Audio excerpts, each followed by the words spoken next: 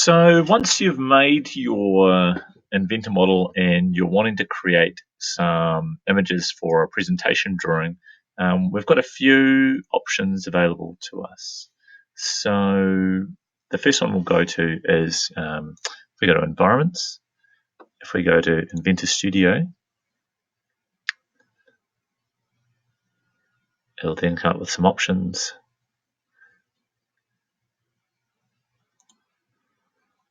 For what we want our size of our image to be. So 640 by 480, that'd be a suitable size for perhaps a cell phone screen, a not very high definition cell phone screen. We can select our options, what we save it as. We could perhaps save the rendered image as a JPEG, and we'll call it, let's say, iPhone.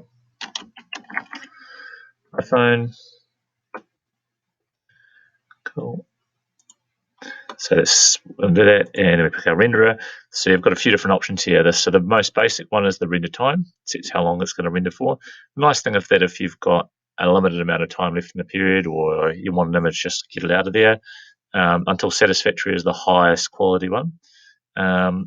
We'll just go here for render by iteration. So that's the number of times that, number of different times it tries it on, I guess.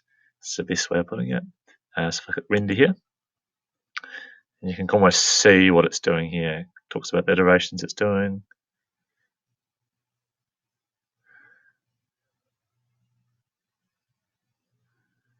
You just watch this completion bar go up.